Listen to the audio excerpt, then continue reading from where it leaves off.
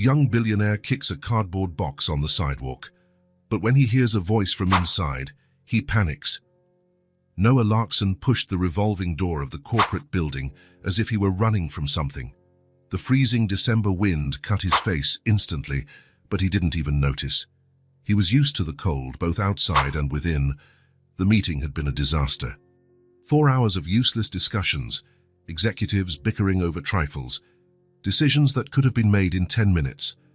Noah left with a pounding headache in his temples and a desire to break something. The entire day had been like that.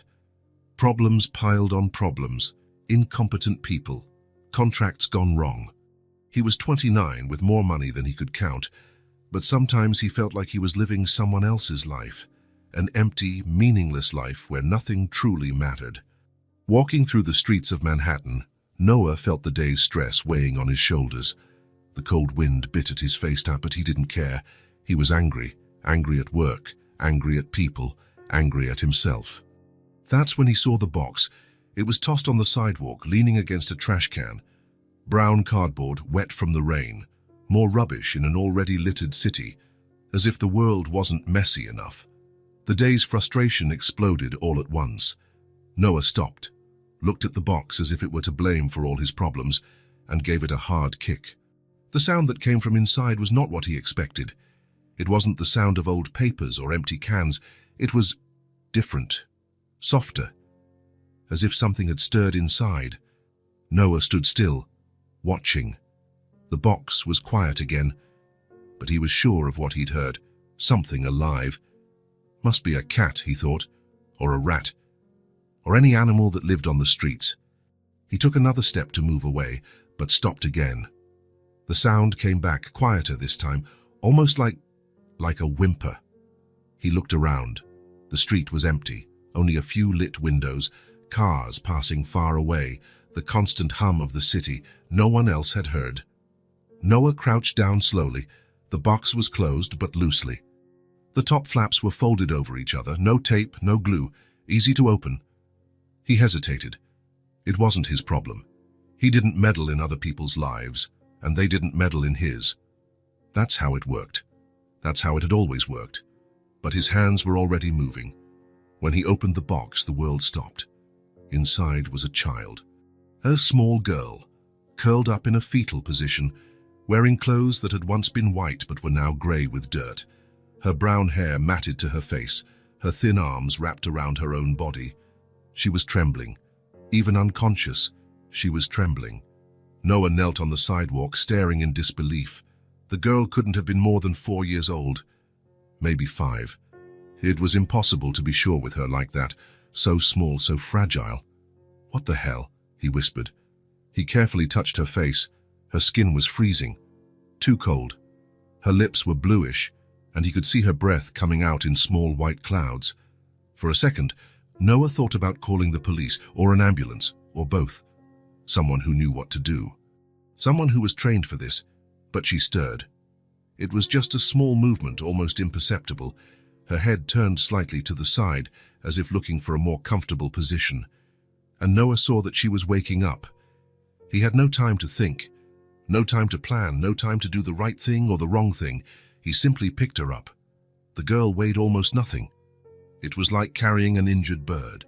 Noah wrapped her in his own coat, feeling how cold she was, how her body fit against his chest in a way that made something strange happen in his stomach. Urgency. For the first time in his life, Noah Larson felt real urgency. Not the false urgency of business, deadlines, important meetings. This was different. It was physical. It was necessary. He started to run. The streets of Manhattan blurred into a sequence of lights.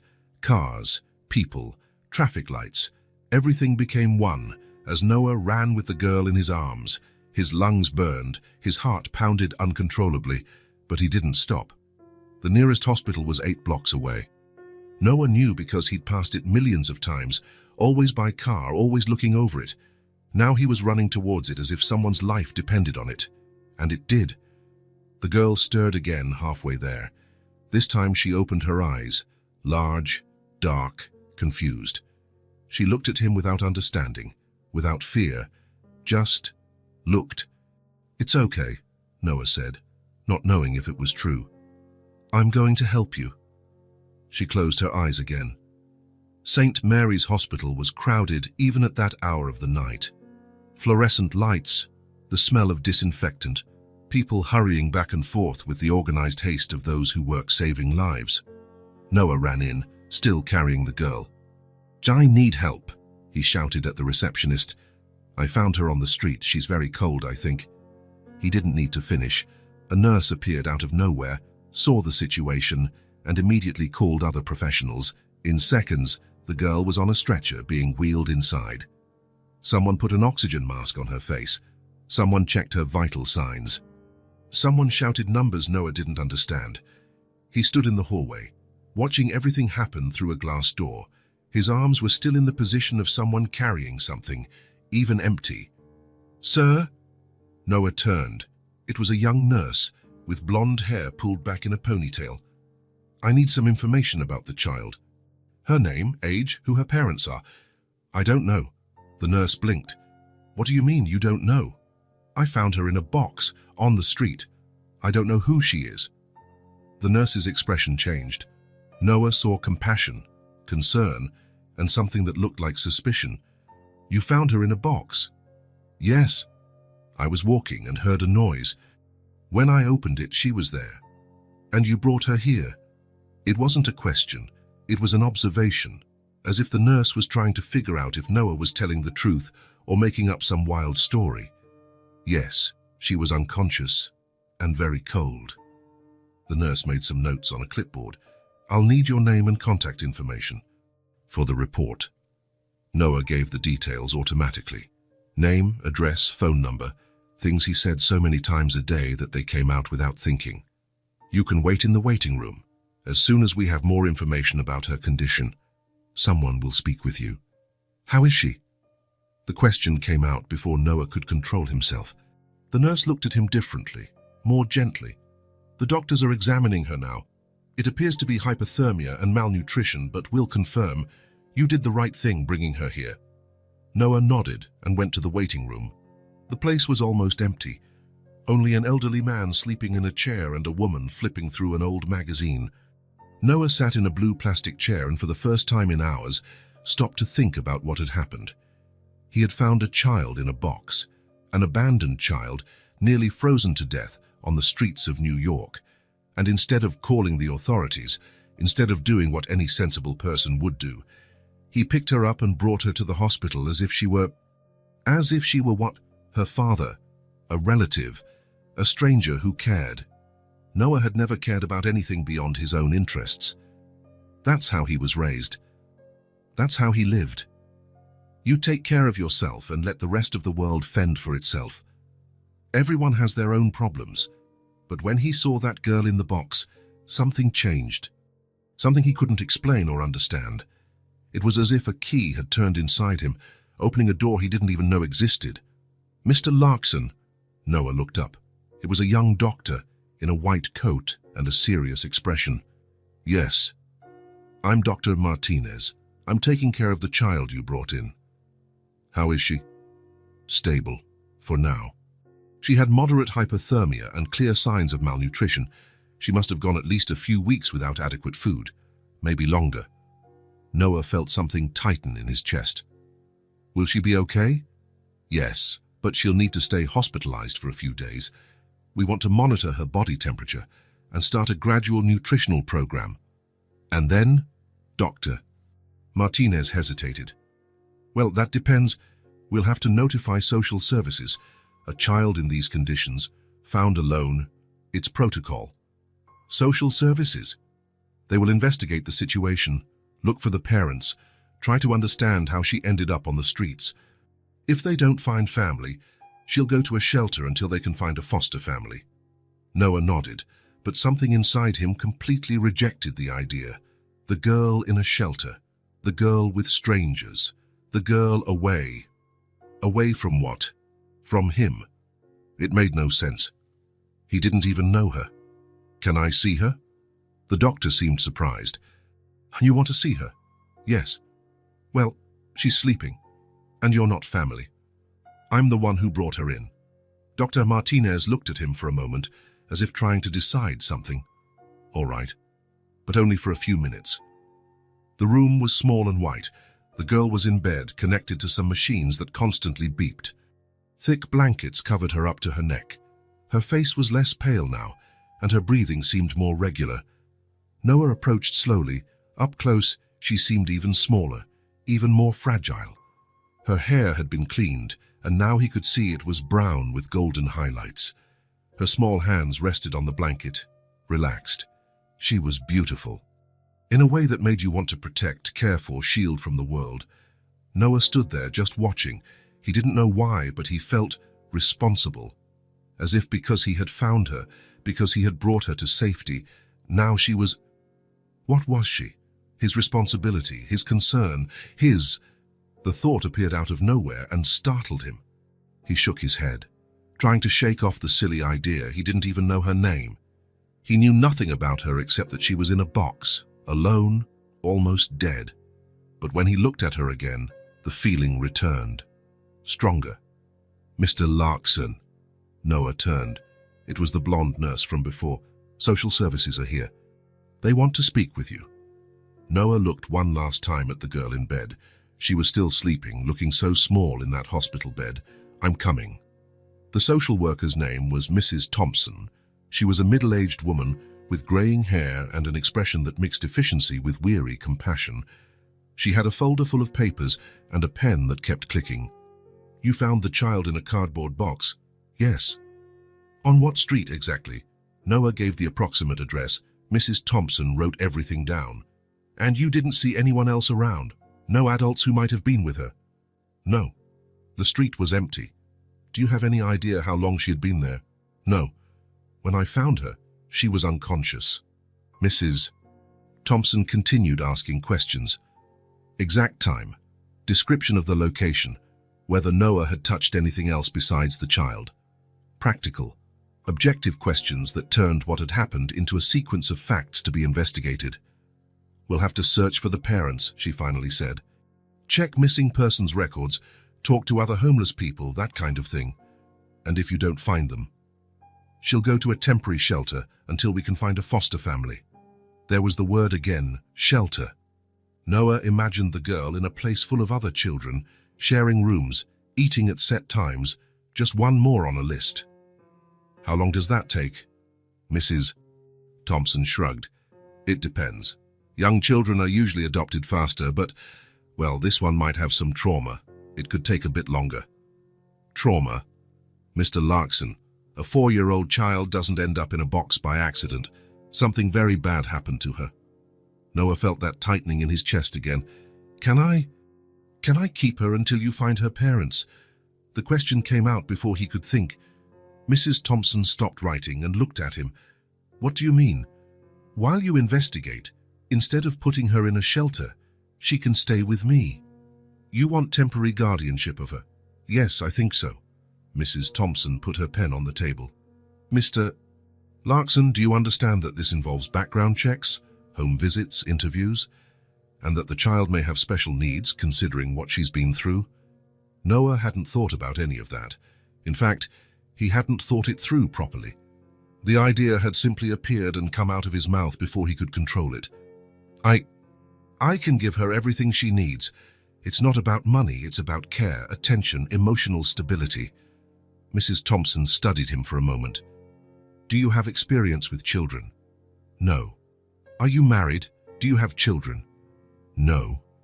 Close family who can help? No. With each answer, Noah saw his chances diminishing. Mrs. Thompson was right. He knew nothing about caring for children. He lived alone and worked 16 hours a day, had no experience with anything that wasn't making money. I'll be honest with you, Mrs. Thompson said. It's very difficult to get temporary guardianship without prior experience, especially for a single man, especially in a situation like this. Noah nodded. It was obvious, it was logical, it was sensible, but when he thought about the girl waking up alone in a shelter, surrounded by strangers, with no one she knew. Never mind, he said. It was a silly idea. Mrs. Thompson put her papers back in the folder.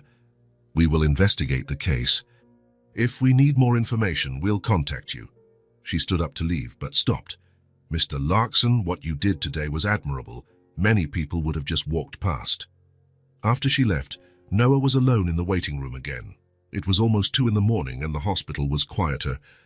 Only the distant sound of medical equipment and occasional footsteps in the hallway. He should go home, take a shower, get some sleep, go back to his normal life. Tomorrow, Mrs. Thompson and her team would take care of everything. The girl would be fine. She would be cared for by professionals who knew what they were doing, but his feet wouldn't move. Instead, Noah got up and went back to her room. The girl was still sleeping. The machines kept beeping. The blankets continued to wrap her like a protective cocoon. Noah sat in the chair beside the bed. He didn't know why. He didn't know how long he would stay. He just knew he couldn't leave. That's when she woke up. First, it was just her eyes moving beneath her eyelids. Then a small movement of her head. Finally, she slowly opened her eyes, blinking a few times until she could focus. When she saw Noah, she didn't seem scared. She didn't scream, didn't cry, didn't try to hide. She just looked at him with a calm curiosity. "Hi," Noah said softly. She looked at him for a few more seconds before answering. "Hi." Her voice was small, hoarse, but clear. Noah leaned forward slightly. "How are you feeling?" She thought about the question as if it were a complicated thing to answer. "I'm not cold anymore." It was the first time Noah had truly heard her speak. Her voice was sweet, but there was something in it that wasn't common in children, a kind of ancient seriousness. "Son, that's good. You were very cold when I found you." "Was it you who found me?" "It was." She studied him more carefully. "Thank you for helping me." The simplicity of the phrase made something stir in Noah's chest. She was thanking him. After all she had been through, after being abandoned in a box like trash, she was thanking him. "Why were you in the box?" She was quiet for a moment, looking at the ceiling. "It was very cold. That's why I went into the box." Noah waited, but she didn't say anything else. "And where were you before? Where is your home?" "I don't have a home." The answer was so direct it hurt. Noah swallowed hard. "And your parents? Your mum, your dad?" "My mum left." "Left how?" She looked at him again. There was something in her eyes that was too old for her age. "We lived on the street. She said she was going to look for food and didn't come back. Then I was alone." Noah felt the world spin a little. A 4-year-old child, alone on the streets. Looking for food, looking for shelter, looking for warmth, until she found a cardboard box and decided that was better than nothing. "How long were you alone?" She shrugged. "I don't know. A lot of days. I counted, but then I stopped." Jesus. Noah ran a hand through his hair, trying to process the information. Weeks, maybe longer. A 4-year-old girl, alone, surviving as best she could. "Are you hungry?" "Always."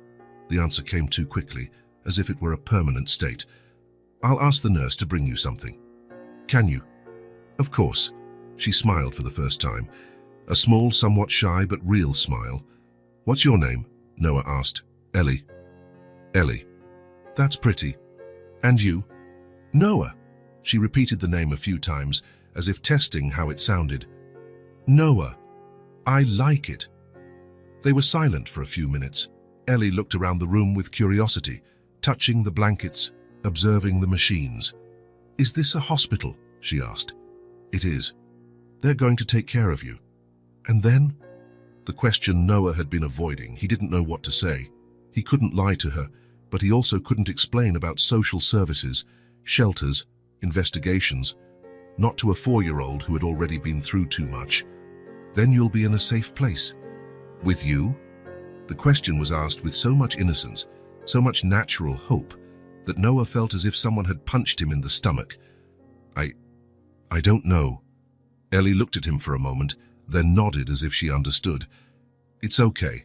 You've already helped me." And that's when it happened.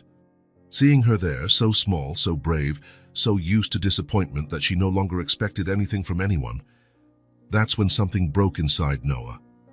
For the first time in his life, he truly cared about something. Not because of money, Not because of power, not because of ego. He cared because that child had touched a part of him he didn't even know existed. The part that wanted to protect someone. The part that wanted to care. The part that wanted to stay. Ellie? Do you want me to stay here with you tonight? She looked at him in surprise, as if she couldn't believe he had asked that. Can you? I can. This time the smile was bigger. She snuggled deeper into the blankets and closed her eyes. Thank you, Noah. Noah leaned back in the chair and watched her fall asleep. For the first time in years, he wasn't thinking about meetings, about business, about problems that needed to be solved. He was just there. Present. Necessary. And when Ellie finally fell asleep, a small hand half hidden under the blanket, Noah knew something had changed forever. He didn't know exactly what, or how, or what he was going to do about it, but he knew he wasn't leaving, not tonight, and maybe not tomorrow either. For the first time in his life, Noah Larkson had found something more important than himself. 3 days. That's all the time Noah got with Ellie at the hospital before Mrs. Thompson returned. She appeared at the room door with the same folder of papers and the same efficient expression as before. But this time, she wasn't alone. A man in a grey suit accompanied her, carrying a briefcase that looked overly important.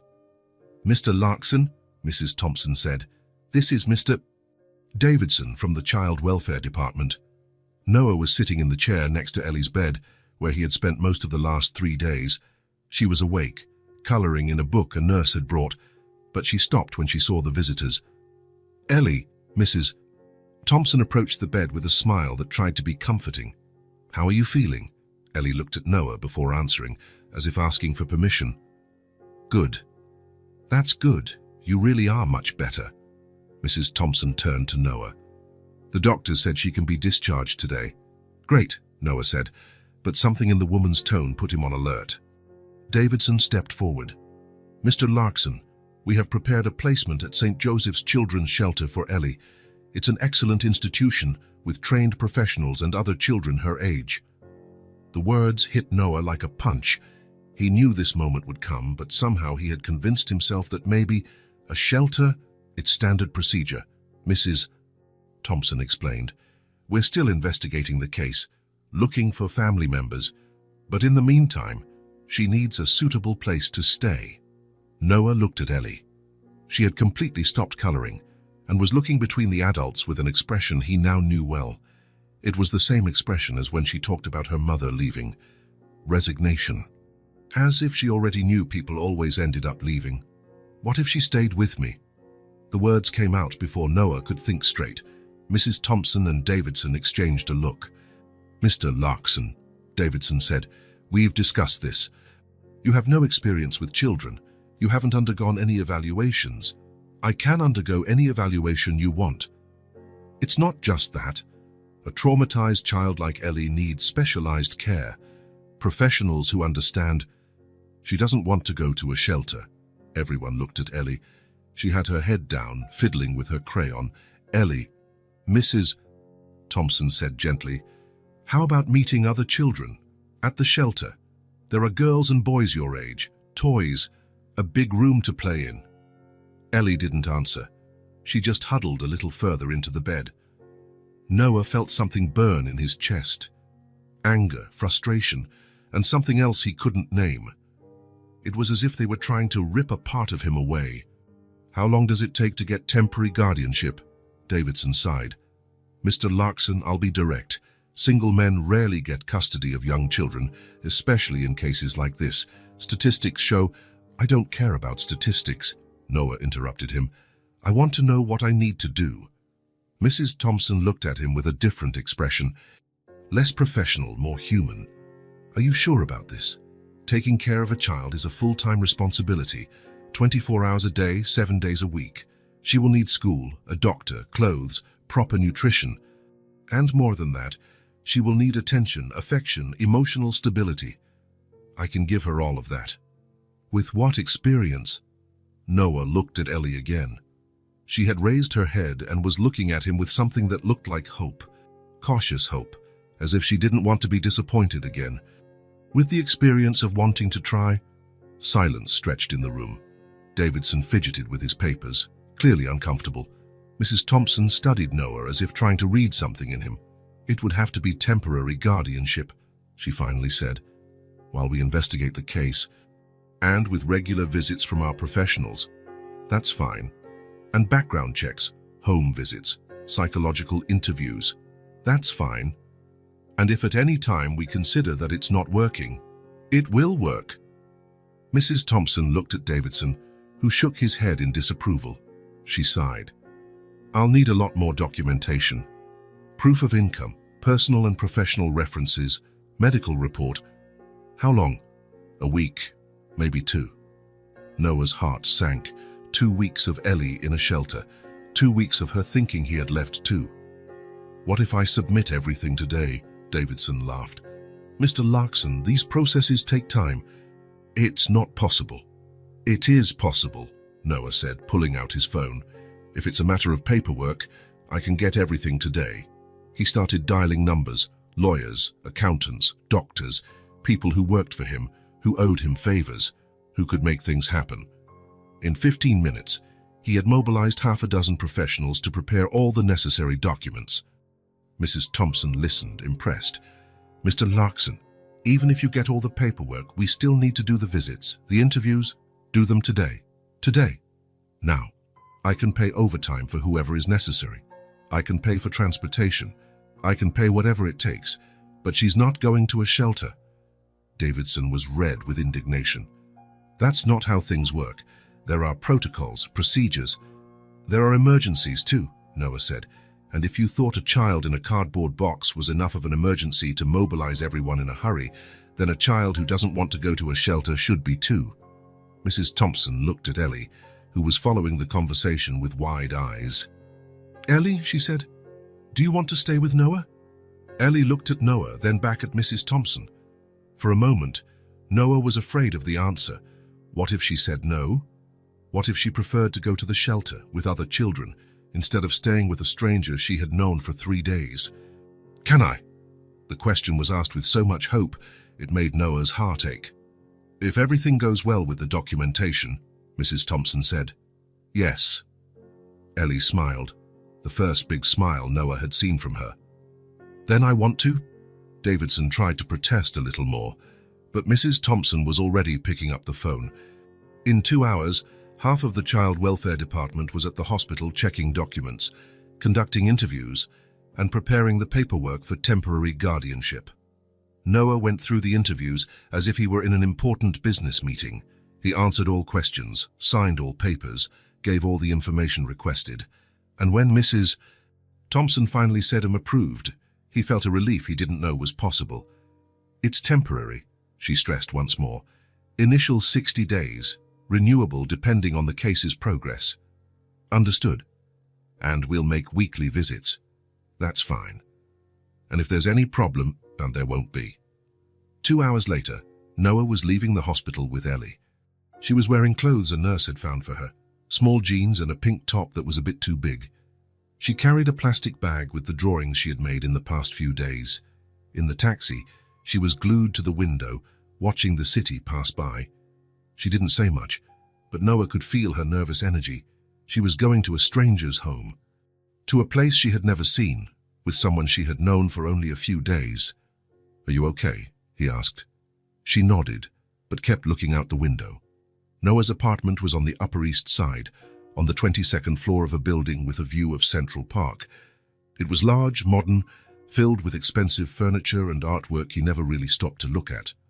It was the kind of place that impressed clients and colleagues. But when he opened the door for Ellie, Noah saw the apartment through her eyes. Cold. Empty. Too quiet. "Is this where you live?" she asked, walking slowly through the entrance hall. "It is. Now it's where you live too."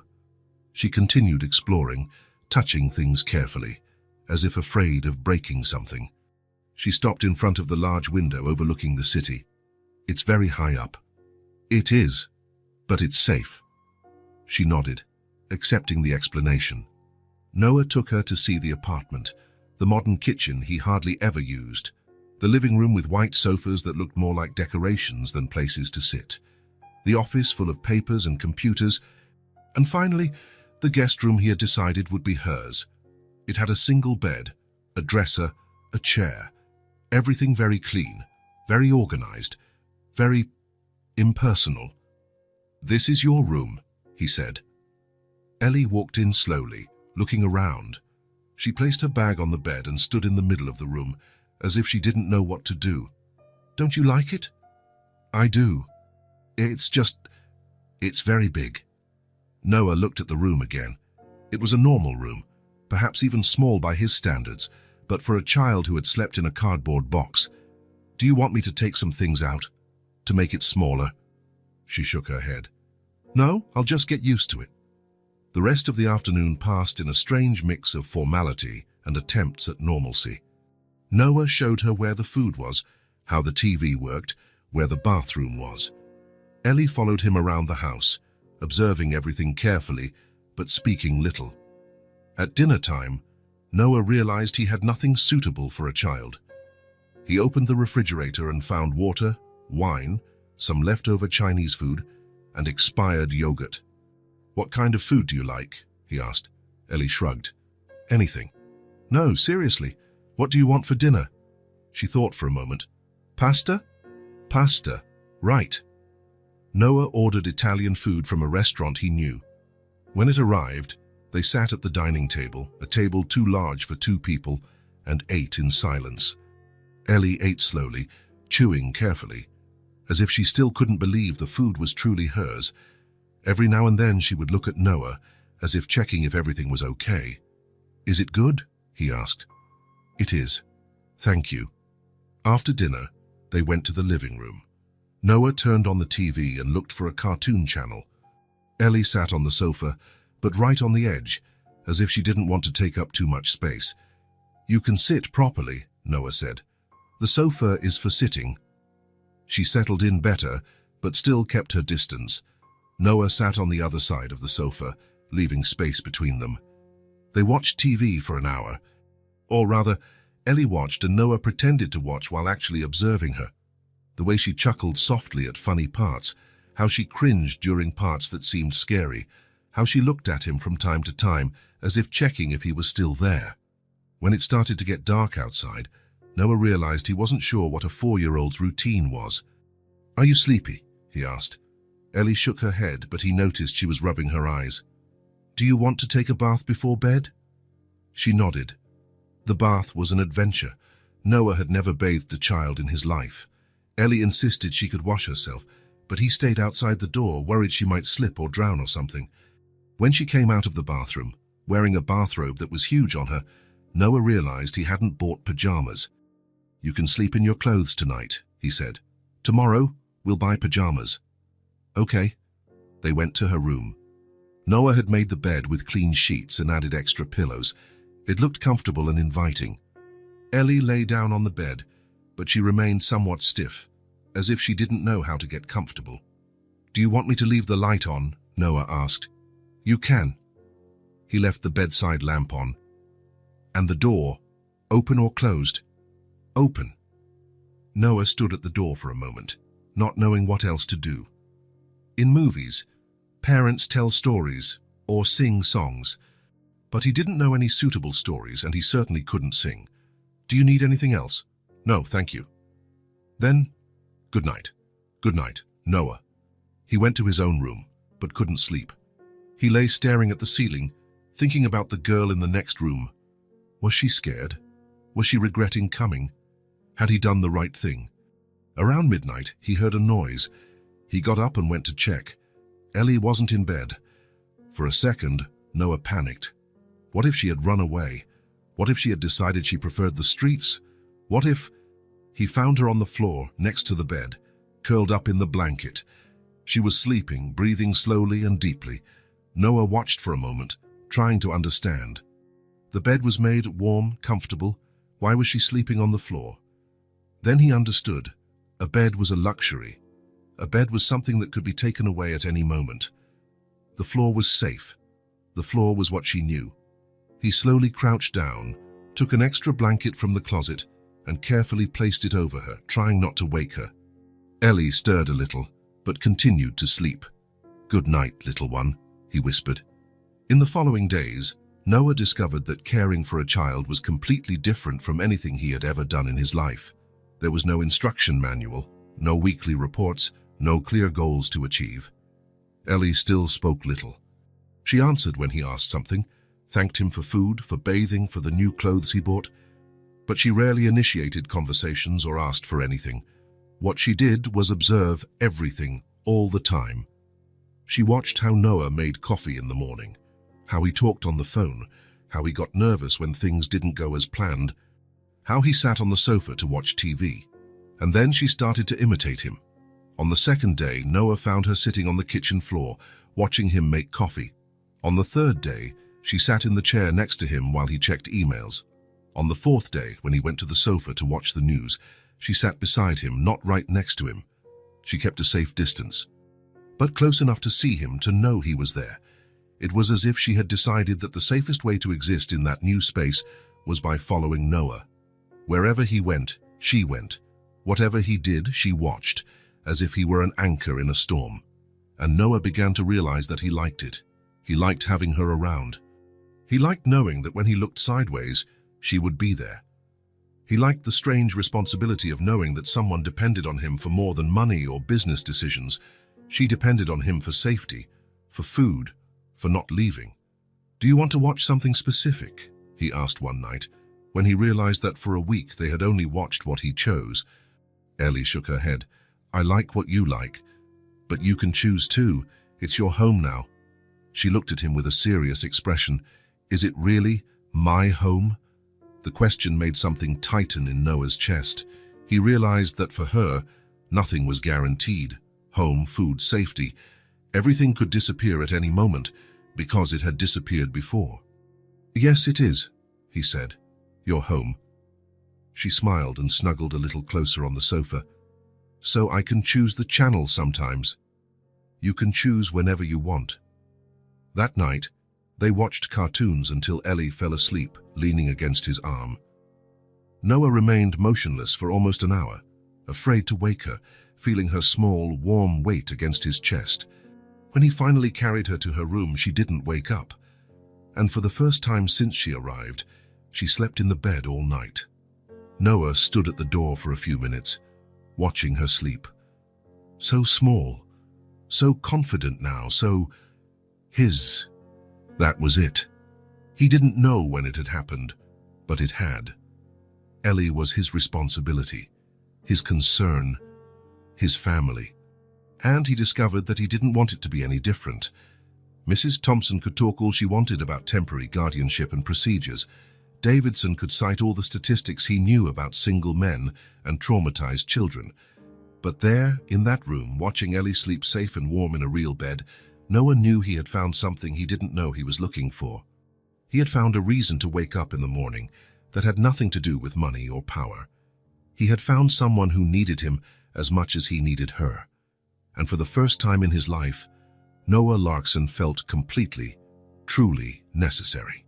The second week began with Noah realizing that he knew absolutely nothing about taking care of a child. Like, nothing at all. On Monday morning, he woke up to Ellie knocking on his bedroom door. "Noah, I'm hungry." He looked at the clock, 6:30 in the morning. Never in his life had he woken up so early by choice. But there she was, standing at the door, her hair all messy and her clothes wrinkled from sleeping. "Okay, let's make breakfast." Noah went to the kitchen and opened the refrigerator. It was still practically empty. He had some fruit he'd bought the day before, yogurt, and that was it. "What do you usually eat for breakfast?" he asked. Ellie shrugged. "Whatever there is." This answer was starting to bother Noah. Not because it was difficult, but because it was obvious she had learned not to expect much from life. "No, seriously, what do you like to eat?" She thought for a moment. "Cereal? Cereal, right." Noah looked at the cabinets. There was no cereal, no milk, nothing a normal child would eat for breakfast. "Let's go out and buy some," he said. The supermarket at 7 in the morning was a new world for Noah, full of people rushing around, buying groceries for the week, grabbing coffee on their way to work. He had never noticed it, because he had never been in a supermarket at that hour. In fact, he was rarely in a supermarket at any hour. Ellie was impressed by the size of the place. She walked glued to the cart Noah pushed, looking at everything with wide eyes. "There's a lot of food here," she said. "Yes, you can choose whatever you want." They went to the cereal aisle first. Noah stood in front of the shelves, looking at dozens of colorful boxes. How did anyone choose among so many options? "Which one do you want?" Ellie looked at all the options, clearly lost as well. "I don't know. Which one is best?" "I don't know. I've never bought cereal." She looked at him in surprise. "Never. Never." "What do you eat for breakfast?" Noah thought. What did he eat for breakfast? Coffee, usually. Sometimes nothing. Sometimes something his assistant bought. "Coffee," he said. "Just coffee." "Sometimes a fruit." Ellie seemed to find that very strange. "Don't you get hungry?" "I get used to it." She nodded as if she understood perfectly. One more thing they had in common, getting used to less. But today was different. Today they were going to choose cereal. Ellie pointed to a box with a colorful character. "So that looks yummy. Then let's get that one." Noah tossed the box into the cart and they continued walking. Milk, fruit, bread, eggs. Basic things he had never thought of having at home because he always ate out or ordered delivery. When they got home, Noah realized he had another problem. He didn't know how to prepare anything. He opened the cereal box and poured it into a bowl. He grabbed the milk and spilled half of it on the counter. "Damn," he said, and immediately regretted it. "Sorry, I shouldn't curse around you." Ellie giggled. It was a small laugh, just a puff of air, but it was the first time Noah had heard her truly laugh. Not a polite smile or a response to what he said. A real laugh. "I can help you," she said. And then something strange happened. Noah, who ran companies, who made decisions that moved millions of dollars, who commanded meetings with dozens of executives, let a 4-year-old girl teach him how to pour milk into cereal.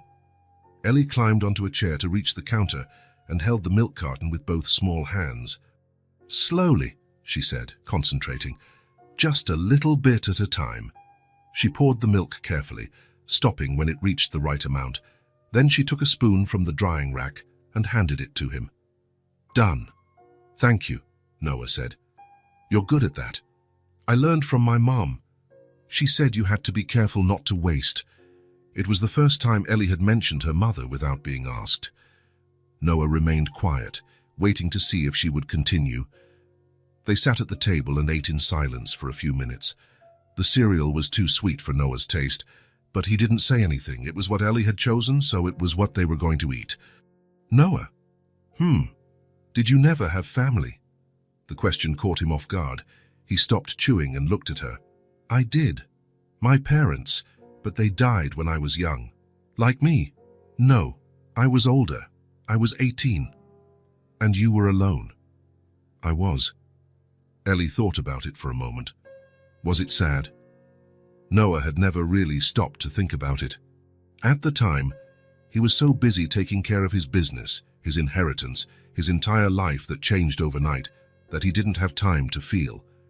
"It was," he said, "but I got used to it." "I got used to it too," Ellie said, "but I prefer not to be alone." "Me too." After breakfast, Noah realized he had another problem. Ellie had been wearing the same clothes for 3 days. He had bought some basics on the first day, but not enough.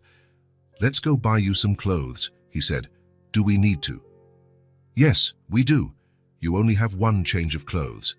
"Okay, I can wash these." Once again, her ease in accepting the minimum made Noah uncomfortable. Not because she was difficult, but because it was obvious she had learned not to ask for anything. "You deserve to have clean clothes. Lots of clothes." The mall was another new world for Ellie. She walked hand in hand with Noah, looking at everything with fascination. The stores, the window displays, the people. In the children's clothing store, the saleswoman was super friendly and helped Noah choose what a 4-year-old girl would need. Pants, shirts, dresses, pajamas, shoes, socks, underwear. "Does she need all this?" Noah asked, looking at the pile of clothes. "Children grow fast," the saleswoman said. "Boys, and they get their clothes dirty every day." Ellie was quiet throughout the process, letting Noah and the saleswoman decide.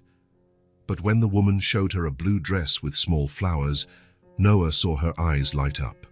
"Do you like this one?" he asked. She nodded. "Let's get it." "Are you sure? It's a bit expensive for kids, my clothes." "Let's get it," Noah repeated. Back home, Ellie wanted to try on all the clothes. Noah sat on her bed and watched her parade in each new outfit, twirling to show how it looked. When she put on the blue dress, she stopped in front of the mirror and looked at herself for a long time. "Does it look pretty?" she asked. "It's beautiful," Noah said. "You look beautiful." She smiled and twirled one more time, making the skirt of the dress swirl. "I never had a dress," she said. "Never." "No. We always took clothes that people threw away, or that someone gave us." Noah felt that tightening in his chest again. The life she had led was so different from his that sometimes it seemed impossible they were in the same world. "And now you have several dresses," he said. "That's true." She sat on the bed beside him. "Noah." "What? Why are you taking care of me?" The question was simple, but Noah didn't know how to answer. Why, indeed. At first it had been impulse, then obligation. Now, "Because I want to," he finally said. "But why?" Noah looked at her. Her serious face had her big, curious eyes. She really wanted to understand. "Because you make me feel like I'm good for something," he said. Ellie tilted her head. "You weren't good for anything before." "I thought I was, but it was different." "How so?" Noah tried to find words she could understand. "Before, I did important things, but they didn't really make a difference.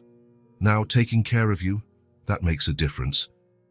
Ellie nodded, as if she understood perfectly. "You make a difference to me too," she said. That night, after dinner, they were watching TV when Ellie started talking about the life she had before. It wasn't forced. She simply started to tell it, as if it were just any story. "We lived in a park near a church," she said. "There was a bench where we slept, and a fountain where we washed our faces." Noah lowered the TV volume and paid attention. "During the day, we walked around looking for food. Sometimes people gave us some. Sometimes we found it in restaurant trash cans." She spoke casually, as if it were normal. As if it were just a phase of life. When it rained, we hid under the awning of a store, or in the public bathroom at the park. "Weren't you scared?" Noah asked. Ellie thought about the question. At first, no. It was kind of an adventure. "My mom said we were exploring the city, seeing new places." She snuggled closer on the sofa. "It was funny at first. We played that we were camping, that it was temporary. And then," Ellie's face grew more serious, "then it started to get hard. We couldn't find food. It was very cold. My mum was nervous all the time." Noah felt his chest tighten, imagining Ellie freezing, starving, seeing her mother despair. And then one day she said she was going to look for food and never came back. Then it got sad. The simplicity of the phrase broke something inside Noah. Then it got sad, as if all the tragedy of the situation could be summarized in those 4 words. "How long were you alone?" "I don't know. Many days. I kept waiting in the park, thinking she would come back, but she didn't." Ellie looked at Noah. "Then I went looking for her. I went to other parks and other places, but I didn't find her." "And how did you survive?" "I picked up food from the trash, drank water from the fountain, slept wherever I could." Noah tried to imagine a 4-year-old girl alone on the streets of a big city, fending for herself as best she could. The image was unbearable, until one night it was very cold and I saw the box. I thought it would be warmer inside. "And you went into the box?" "Yes, I was very sleepy and very cold. Then you found me." They were silent for a few minutes. Noah didn't know what to say. What could anyone say to a child who had been through that? "You know what's funny?" Ellie finally said. "What?" "Before, I had to look for food every day. I had to look for a place to sleep. I had to look for a place to hide from the rain." She looked around the room. "Now I don't have to look for anything. Everything is already here." Noah followed her gaze. The living room with comfortable sofas, a big TV, always the perfect temperature. The kitchen always with food. The bedroom with a soft bed and warm blankets. Things that were automatic for him. things he didn't even think about because they had always been there. "Did you always have all this?" Ellie asked. "Not always, but for a very long time." "And were you happy?" The question caught Noah by surprise. Was he happy? Before he met Ellie, did he think about happiness? Or did he only think about success, money, power? "I thought I was," he said, "but I guess I didn't know what true happiness was." "And now you know." Noah looked at her, sitting on his sofa, wearing her new dress, her hair clean and shining in the TV light, safe, cared for. "I think I'm learning." Ellie smiled. "Me too." That night, after Ellie went to sleep, Noah stayed alone in the living room thinking about what she had told him, her life before, his life now, the difference a few days could make. He always thought he had everything. A beautiful home, expensive cars, designer clothes, exclusive restaurants, trips to exotic places, important meetings, people who respected him. But talking to Ellie, Noah realized that all that abundance was empty. It was just an accumulation of things that meant nothing. He lived in a bubble of comfort that isolated him from everything that truly mattered. He had never felt real need. He had never feared not having a place to sleep or something to eat. He had never truly depended on anyone or had anyone depend on him. His life was full of everything, but empty of meaning, until now. Now he woke up thinking if Ellie was okay. He slept worrying if she was cold. He felt anxiety when she was too quiet and relief when she laughed. For the first time, Noah had something money couldn't buy. He had a reason to wake up that had nothing to do with profit or power. He had someone who needed him not for what he possessed, but for what he could give of himself. And he discovered that giving of himself was infinitely more rewarding than accumulating things. The next morning, Noah woke up to Ellie knocking on his door again. "Noah, I'm hungry." But this time he didn't feel lost. He knew exactly what to do. He went to the kitchen, took the cereal box they had chosen together, and prepared breakfast for two. And when Ellie laughed at him because he spilled milk on the table again, Noah laughed with her. For the first time in his life, Noah Larkson knew exactly where he wanted to be. Noah spent all night thinking about the conversation he had with Ellie, about the stories she told about life on the streets, about her mother who went to look for food and never came back, about the way she told all of it, without anger, without blame, just with a sadness too accepting for her age. But something bothered Noah, not the story itself, but the fact that he had never asked if Ellie wanted to look for her mother. He had assumed, like everyone else, that the woman had simply abandoned her daughter, that she had decided that caring for a child was too difficult and had left. But what if that wasn't it? What if something had happened to her? The next morning, after Ellie had breakfast and settled in the living room to watch cartoons, Noah called a private detective he had used a few times for business investigations. "Jack, it's Noah Larkson. I need a favor." Jack Morrison was a former police officer, an expert in cases that required discretion. He had helped Noah a few times with background checks on business partners, nothing too complicated. "Sure, Noah, what do you need?" "I want you to find a person, a woman, mother of a child who's living with me now." There was silence on the other end. "Living with you?" "It's a long story. The child was abandoned. I got temporary guardianship. But I want to know what happened to her mother." "Understood. Do you have any information? Name, age, last seen?" Noah realized he knew almost nothing. He didn't know Ellie's mother's name, her age, nothing beyond what the girl herself had told him. "I'll have to ask the child," he said. "Noah," Jack said in a more serious tone, "are you sure you want to stir this up? Sometimes it's better to leave the past where it is." "Maybe, but she deserves to know what happened." After hanging up, Noah watched Ellie watch TV. She was sitting on the floor, cross-legged, completely focused on the cartoon. She was wearing one of her new outfits. Her hair was brushed, her cheeks had a healthy color. She looked like a normal child, a child who had never known hunger or cold or fear. But Noah knew that beneath that appearance of normalcy, Ellie carried memories no child should have. And one of the biggest was not knowing what had happened to the only person who had cared for her. "Ellie, can I talk to you about something?" She turned off the TV and sat on the sofa next to him. Noah noticed that whenever he said he wanted to talk, she stopped everything to give him her attention, as if his words were the most important thing in the world.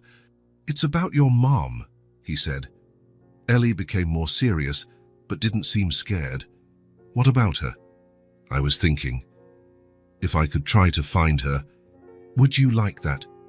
The question hung in the air between them. Ellie looked at the floor, then at the window, then back at Noah. "What do you mean, find her?" "Hire someone to look for her, to find out where she is, what happened." Ellie was quiet for a long time. Noah could practically see the thoughts going through her head. "And what if she doesn't want to see me?" she finally asked. The question broke Noah's heart. A 4-year-old already thinking about rejection. "Why wouldn't she want to see you?" "Because she left me." "Ellie, sometimes people don't leave on purpose. Sometimes things happen that they can't control." She looked at him with those big, serious eyes. "Like what?" Noah realized he was entering delicate territory. He couldn't promise that her mother hadn't abandoned her on purpose. He couldn't promise they would find her. He couldn't promise everything would be okay. "I don't know," he said honestly. "But I think you deserve to know the truth." Ellie thought a little more. "If you find her, will I have to leave?"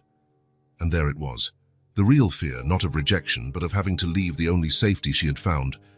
"No," Noah said immediately.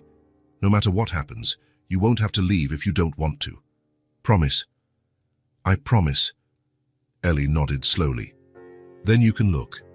That afternoon, Noah sat with Ellie to gather all the information she could remember about her mother. It wasn't easy. Child memories are fragmented, especially memories of traumatic situations. Her mother's name was Sarah. Sarah Johnson, Ellie thought. She had brown hair like Ellie's, but darker. She was thin, always thin. She wore a blue jacket that was somewhat torn. Ellie remembered some places they had stayed. A park near a church with tall steeples, a park with a pond where ducks were, a street with many shops where they sometimes got food. Every detail Ellie recounted, Noah wrote down. Not because he thought it would help much in the investigation, but because he could see it was important to her. It was as if telling those memories made her mother exist again, at least in conversation. "She used to sing to me," Ellie said at one point. "When I couldn't sleep because of the noise or the cold, she would hum a song softly." "What song?" Ellie began to hum a simple melody. It had no lyrics, or at least she didn't remember the words. But the melody was sweet, comforting. "It was beautiful," Noah said. "It was. It made me feel safe." When they finished talking, Noah gave all the information to Jack. It wasn't much, but it was a start. "I'll see what I can find," Jack said. "But Noah, you need to prepare for any outcome. People who live on the streets, sometimes the stories don't end well." "I know. And you need to think about what you'll do if we find her. If she's alive, if she wants her daughter back." Noah hadn't thought about that. Throughout the conversation with Ellie, throughout the process of gathering information, he had focused only on giving her answers. He hadn't thought about what would happen next. And for the first time in his life, Noah was trying to help someone come back, not leave. His entire career had been about convincing people to sign contracts, to accept his terms, to do what he wanted.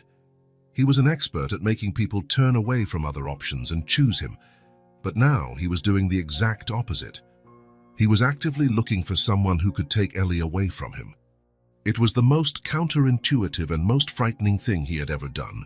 And at the same time, he knew it was the right thing to do. Because if he truly loved Ellie, and he was starting to understand that yes, he loved her in a way he had never imagined possible, then he had to want what was best for her, even if it meant losing her. The investigation took 2 weeks. 2 weeks of Noah waking up every day hoping for a call from Jack. 2 weeks of Ellie asking any news every afternoon when he got home from work. 2 weeks of Noah being torn between hope and terror. Finally, Jack called. "Noah, I found her." Noah's heart stopped. "You found her?" "I found out what happened to her. Can you come here?" "It's better if we talk in person." Jack's office was in a commercial building downtown. Small rooms, simple furniture, the smell of old coffee. Noah sat in the chair opposite his desk and waited. Jack opened a folder and pulled out some papers. "I found Sarah Johnson," he said. "The good news is she's alive." Noah felt relief and anxiety at the same time. "So, and the bad news?" "Well, it's complicated." Jack leaned back in his chair. "I was able to track her through shelter records. Apparently, on the same night Ellie was found in the box, Sarah collapsed on a street about 10 blocks away." "Collapsed?" "Severe hypothermia, extreme malnutrition, dehydration. She almost died. She was hospitalized for a week, then transferred to a recovery shelter." Noah tried to process the information. "So she didn't abandon Ellie on purpose?" "It doesn't seem so. According to the records, she was delirious for days talking about finding her daughter. As soon as she recovered enough, she started looking." And Jack hesitated. "And she looked for weeks. Went to all the children's shelters, police stations, hospitals, talked to other homeless people, to volunteers, to anyone who might have seen a little girl, but didn't find her. Didn't find her because you two were here, at the private hospital, and then at your house. She looked in the public system. She would never have imagined her daughter was being cared for by a billionaire on the Upper East Side." Noah felt strange. Relief, because Sarah hadn't deliberately abandoned Ellie. Tension, because now he had to figure out how to tell Ellie, and a confused feeling he couldn't name. "Where is she now?" "At a rehabilitation center in Brooklyn. Still weak, but stable. The social workers there said she talks about her daughter every day." "Does she know Ellie is okay?" "No. She's still looking." Noah was quiet for a moment, trying to organize his thoughts. "Jack, what do you think I should do?" "Honestly, I think you should tell Ellie and let her decide if she wants to see her mum. And if she does, then you'll have to figure out how to make that work." Noah went home with his head spinning. All the way, he rehearsed how he would tell Ellie. How to explain that her mother hadn't left on purpose, that she had looked for her, that she was alive but sick. When he arrived, he found Ellie in the living room drawing. She looked up when she saw him. "Any news?" Noah sat beside her. "There is." Ellie dropped her crayon and turned completely to him. "What did you find out?" Noah took a deep breath. There was no easy way to do this. "We found your mom, Ellie.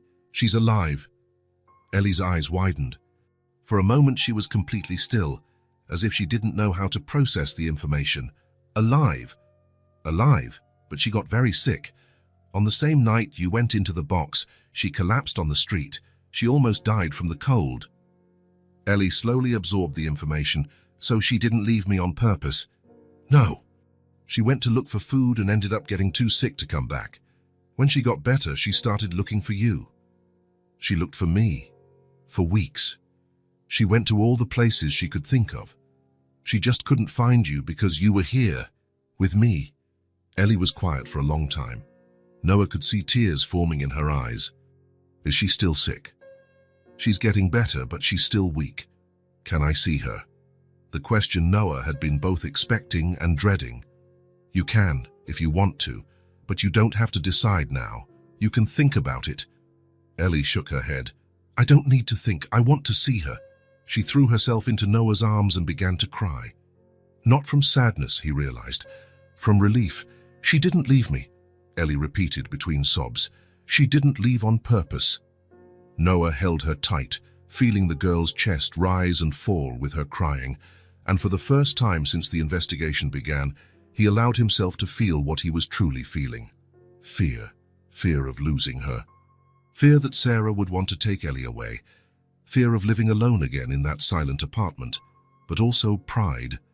Pride in having done the right thing, even knowing it could hurt him. And love. Love for a girl who deserved to know she hadn't been abandoned. Who deserved the chance to see her mother again, even if it meant leaving him behind.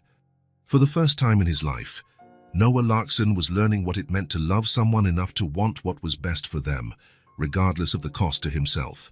And even though he was afraid of what might happen, he knew he had made the right decision. Ellie deserved to know the truth, and now she did.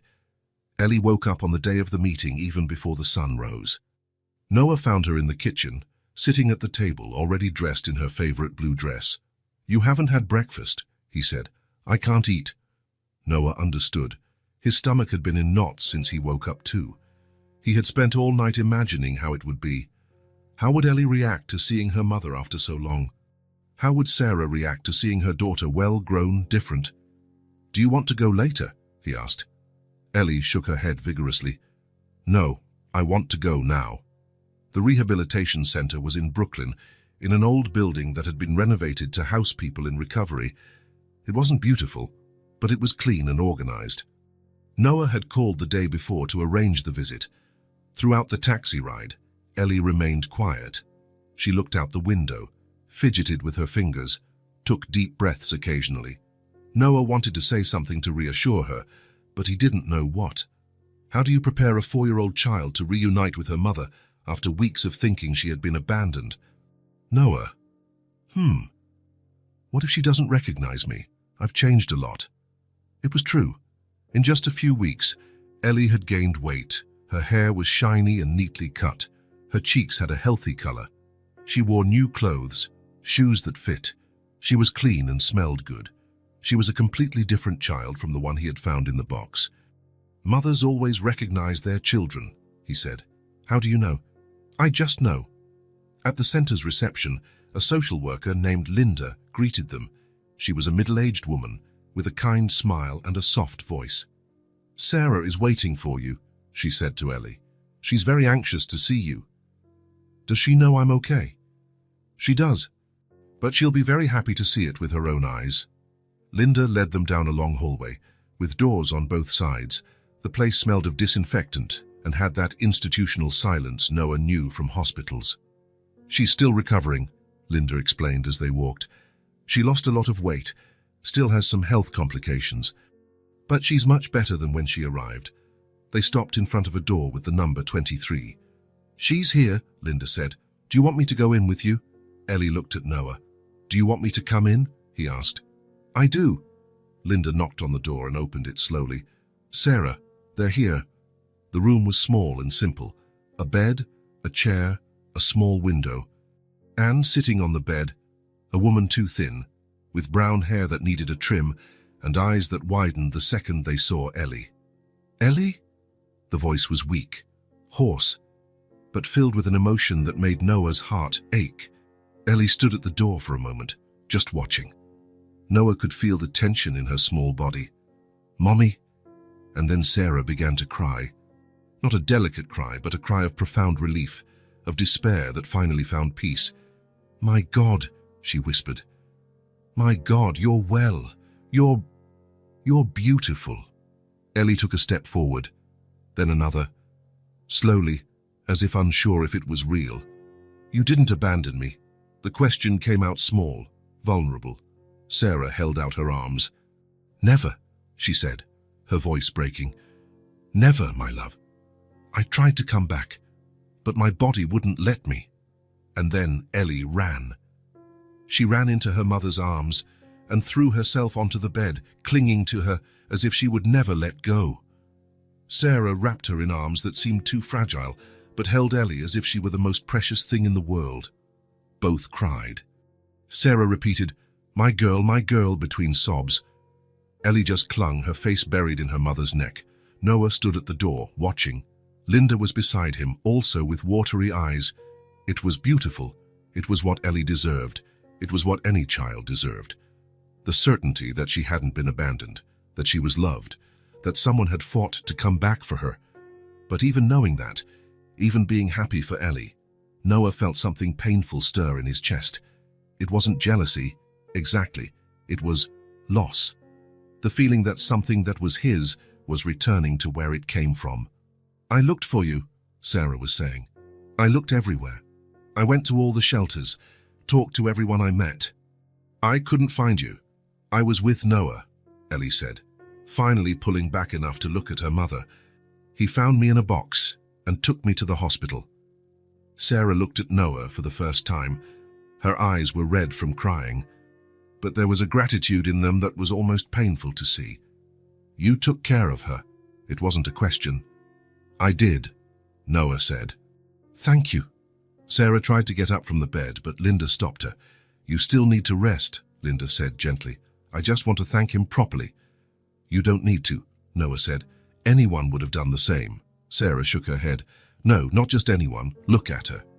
She ran a hand through Ellie's hair. She's healthy, happy. That doesn't happen by chance. They stayed in the room for another hour.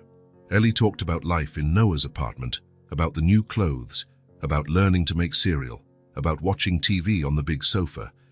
Sarah listened to everything with a mixture of joy and sadness. Joy because her daughter had been well cared for. Sadness because she had missed all those experiences. Do you like living with Noah? She asked at one point. Ellie looked at Noah, then back at her mother. I do. He's good to me. But I missed you. I missed you too. Every day. When it was time to leave, Ellie clung to her mother again. Are you staying here? For a few more weeks, until I get stronger. And then? Sarah hesitated. It was the question everyone was avoiding, but it needed to be asked. Then we'll have to figure out what to do, she said. In the taxi back, Ellie was quiet again, but it was a different silence, lighter, as if a weight had been lifted from her shoulders. She's very thin, she finally said. She'll get better. With time and good food. She looked sad. I think she was afraid you had forgotten her. Ellie thought about it. I never forgot. Sometimes it just hurt to remember. That night, after Ellie went to sleep, Noah called Jack. How did it go? Jack asked. Well, emotional. She was happy to see her mum. And now I don't know. Noah spent the next week trying to figure out what to do. Legally, he still had temporary guardianship of Ellie. Sarah was recovering and not in a condition to care for a child. But it was obvious they both wanted to be together. The solution appeared when he was talking to Linda about the options. Sarah will need a place to stay when she leaves here, Linda said, and a job eventually. But she doesn't have money for a deposit. She doesn't have references. What if I helped? How so? Pay for an apartment, for as long as necessary. Linda seemed surprised. Mr. Larkson, that's very generous, but Sarah is proud. She might not accept charity. It's not charity. It's an investment in Ellie's future. Noah found a small apartment in Queens, 2 bedrooms, kitchen, living room. Simple, but clean and safe. It was near a good school and had a park around the corner. When he showed the place to Sarah, who was well enough to leave the center for visits, she started to cry. I can't afford this, she said. You don't need to pay now. When you're working, we'll see. Why are you doing this? Noah looked at Ellie, who was exploring the empty apartment, opening cabinets, testing faucets. Because she deserves to have a home, and you deserve to have your daughter back. The following weekend, Noah took Ellie to choose furniture. It was a completely different experience from when he bought things for her in his apartment. This time, every decision was made for someone else. My mom likes blue, Ellie said when they were choosing curtains. Then let's get blue. They bought a small kitchen table, a comfortable used sofa, beds, sheets, towels. Noah let Ellie choose almost everything. It was important that she felt part of creating that space. In the housewares store, Ellie stopped in front of the pots and pans. My mom knew how to cook, she said. Before, when we had a home. She will again. Do you think she'll remember? I think some things you never forget. When they finished furnishing the apartment, Noah sat on the new sofa and looked around. It was simple, but cozy. It had a sense of home that his luxurious apartment never did. It looks pretty, Ellie said, sitting beside him. It does. My mum will like it. She will. They were silent for a few minutes. Noah knew it was the last time they would do something like this together. The following week, Sarah would leave the center and come live there. Ellie would go with her. Noah, can I visit you? Whenever you want. And can you come here? If your mom lets you. She will. She likes you. How do you know? I know. And you're still my family too, right? The question made something tighten in Noah's throat. Always, he said. The move happened on a sunny Thursday. Noah helped Sarah and Ellie settle into the new apartment. Sarah was still fragile, but determined. Ellie was excited, running from one room to another, showing everything to her mom. This is my room, she said, leading Sarah to see it. Noah let me choose the wall color. Pink, Sarah smiled. It was always your favorite color. When everything was settled, Noah prepared to leave. It was strange. For weeks, Ellie had been his constant responsibility. Now he was handing her back to the person who truly mattered. Thank you, Sarah said at the door. For everything.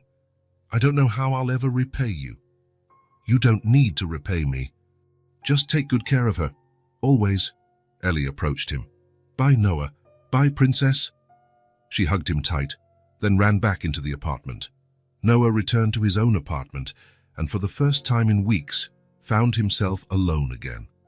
The place was just as it had always been, clean, organized, silent. But now it felt empty in a way that hurt.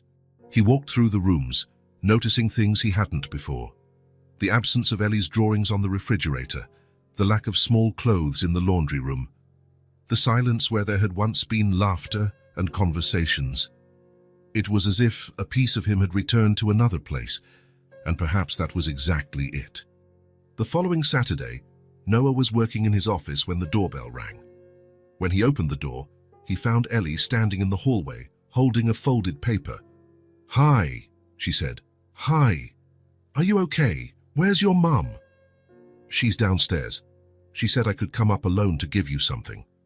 Ellie handed him the paper. It was a drawing. A house with 2 windows, a door, and 2 figures in front, one large and one small. That's us, she explained. In the new house. Noah looked closer at the drawing. There was something written underneath, in shaky child's handwriting. You're like my family too. Ellie, it's true. My mom said family isn't just about blood. It's about who takes care of you, and you took care of me. Noah knelt to be at her height. You're my family too, he said. Really, really, always will be. Ellie smiled and hugged him again. I have to go. My mum's making pasta for us. She remembered how to cook. She did, and it's yummy. After Ellie left, Noah put the drawing on the refrigerator. He looked at it for a long time. She was right. Family wasn't just blood, it was choice, it was care. It was wanting the best for someone, even when it meant letting go. And even though Ellie no longer lived with him, even though she was no longer his daily responsibility, she would always be his family. She would always be the girl who taught him what it meant to love someone more than himself. She would always be the reason he learned that life had meaning far beyond money and power. And she would always be welcome home. 6 months later, Noah had a routine he never imagined having. Every Wednesday, he left the office early and drove to Queens, not because he had to go, because he wanted to go, because Wednesday was the day Ellie waited for him with a smile at the window, and Sarah prepared tea for 3. On that particular Wednesday, Noah stopped at a toy store on the way. He had seen a 1,000-piece puzzle in the window and remembered that Ellie had said she wanted to learn how to do difficult puzzles. Tanhua! Ellie came running and threw herself into his arms.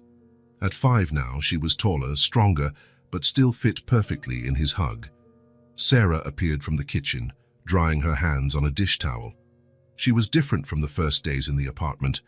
She had gained weight, her hair was cut and shiny, and there was a lightness in the way she moved that hadn't existed before.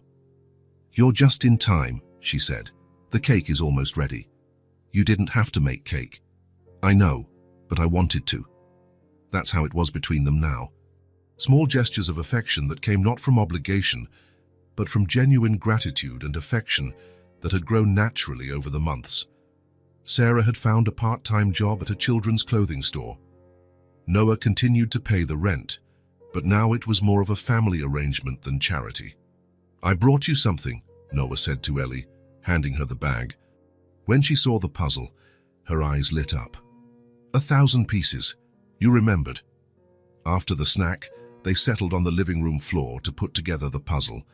It was a landscape of mountains with a lake in the middle. Ellie insisted on separating all the pieces by color first. Noah, Ellie said at one point, do you have family besides us? The question caught him off guard. No, he said. You are my family. What about other children who don't have family, like we were before? Noah stopped fiddling with the pieces and looked at her. Are there other children sleeping in boxes or in parks? Yes, Noah said honestly. That's sad. You could help them too. Sarah got up from the sofa and came to sit on the floor with them. You know, she's right. When I was at the rehabilitation center, I met many mothers who lost their children because they had nowhere to live. That would be a lot of responsibility, Noah said. You have money for it, Ellie said with the brutal simplicity of children. You don't have to help everyone, Sarah said, but you could help some. Like you two helped me, Ellie added. What do you mean I helped you? You helped me. Ellie rolled her eyes. You gave us a home. We gave you family. Everyone helped everyone. That night, Sarah and Noah talked about the idea. Sarah knew the system from the inside. She knew what the real problems were, where the greatest need was. The biggest problem isn't money, she explained. It's lack of integration. Mothers are in one place, children are in another. No one works together to keep families united. Noah spent the following weeks researching, talking to social workers, visiting shelters.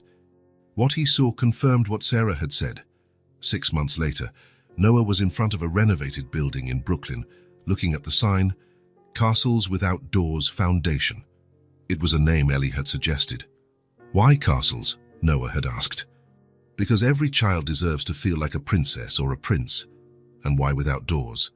Because when you don't have a home, it's like all doors are closed to you, so we leave them open. The foundation started small. 5 apartments for families in transition, a team of social workers, a professional training program for mothers, a daycare for children. On opening day, Sarah and Ellie were there. Ellie carried a drawing she had made especially for the occasion, a building with many windows and a large open door. In front, dozens of small figures entering and leaving freely. It's for you, she said, handing the drawing to Noah. For you to put in your new office. He taped the drawing to the wall behind his desk. There was everything he needed to remember why he was doing this. In the months that followed, the foundation grew. More apartments, more families, more stories of new beginnings. Noah continued to visit Sarah and Ellie every Wednesday, but now he also spent Saturday mornings at the foundation. On one of those Saturdays, he was helping a new mother when Ellie appeared at the door. Hi, Noah. My mum came to bring clothes that don't fit me anymore. Ellie looked around the apartment. It looks like our apartment, when you helped us move. Do you like doing this? She asked. I like it a lot. Why? Because it makes me feel useful. You were always useful, Ellie said. You just didn't know it. That night, Noah received a call from Sarah. Ellie wants to talk to you. Hi, Noah. I just wanted to say good night. Good night to you too. Noah, thank you for finding me in that box. Thank you for being there to be found. After he hung up, Noah thought about how life had changed. A year ago, he was a man who had everything and felt nothing. Today, he had discovered that true wealth wasn't in how much you owned guitar, but in how many lives you touched. Ellie had taught him that. A 4-year-old girl who should have felt grateful to have been saved, but who, in fact, had been the one who saved him. She hadn't just found a family. She had created one. He didn't adopt Ellie. She adopted him, and he was never alone again. If this story touched your heart, subscribe to the channel and turn on notifications so you don't miss the next ones. Leave a like because it helps this story get recommended to more people. See you in the next story.